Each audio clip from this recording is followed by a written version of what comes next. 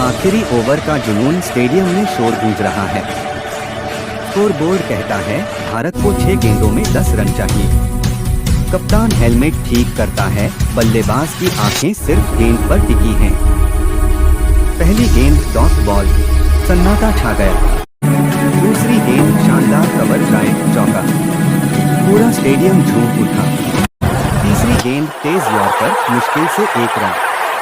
अब 2 गेंदों में 5 रन। गेंदबाज दबाव में है, बल्लेबाज शांत और आत्मविश्वास से भरा। चौथी गेंद छोटी गेंद, पुल शॉट, छक्का। भीड़ चिल्लाती है भारत।